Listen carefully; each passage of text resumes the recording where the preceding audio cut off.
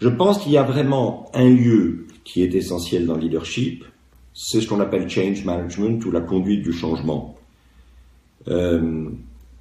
qui me paraît être assez clairement représenté par une sorte de petit groupe de 3 statuts de Giacometti. La première statue, c'est quelque chose, je crois, que tout le monde connaît de Giacometti, ces sculptures très fragiles et en même temps très persistantes, comme si la fragilité, d'une certaine manière, n'était pas contradictoire de la capacité de durer, de la capacité de s'imposer. Et cette première statue, évidemment, elle montre ce que c'est fondamentalement qu'un leader, quelqu'un qui désigne un endroit où il faudrait aller. Parce que cet endroit où il faudrait aller, il possède du davantage, du plus. Alors ça peut être plus de sens, ça peut être plus de performance, ça peut être plus de profit, c'est tout ce qu'on voudra. Mais c'est du davantage, effectivement. Et je pense qu'effectivement un leader, c'est quelqu'un qui désigne un endroit dont elle ou il est convaincu que là, on trouvera plus. Alors, ce qu'il faut bien voir aussi, c'est que, au fond, il y a toujours un problème dans le leadership. Le leader voit avant.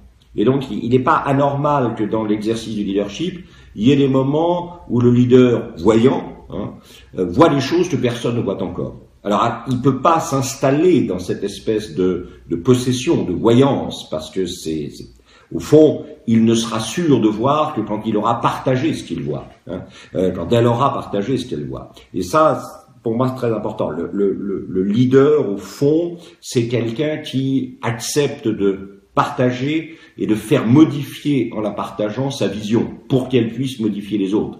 La vision ne va entraîner les autres que si les autres ont aussi le droit de faire évoluer cette vision.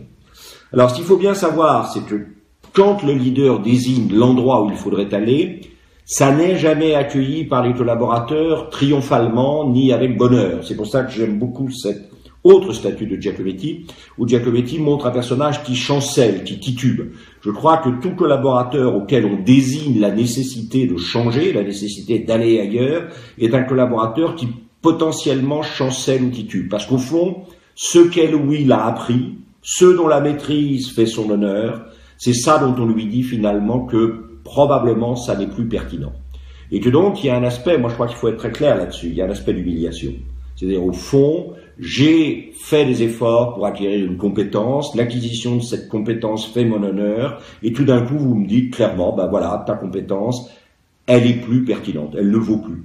Et je pense que c'est effectivement très dur et très douloureux, et que les gens chancellent, et que donc l'annonce du changement n'est pas forcément accueillie avec une sorte de bonheur sans mélange par les collaborateurs, bien au contraire, qui voient pas tellement le davantage vers lequel on va aller, mais le moins de reconnaissance que cette demande de changement entraîne. Et c'est là où je crois qu'il faut en venir à une troisième, probablement, statue de Giacometti, celle de l'homme qui marche au milieu d'eux.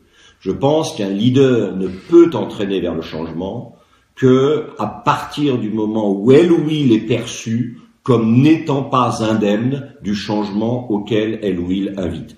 Elle ou il m'invite à changer, j'ai pas très envie, mais effectivement, elle ou il, je le sens, est en train de changer, pas de la même manière que moi, pas moi de la même manière qu'elle ou lui, mais si elle arrive à traverser l'obligation de changer et à survivre, alors peut-être que je peux m'engager dans ma propre obligation de changer pour survivre aux côtés de cette personne-là. Et donc le leader, c'est à la fois quelqu'un qui désigne un endroit où il faudrait aller et quelqu'un qui est perçu par les autres comme assumant la difficulté d'atteindre cet endroit et entraînant les autres dans la traversée de cette difficulté.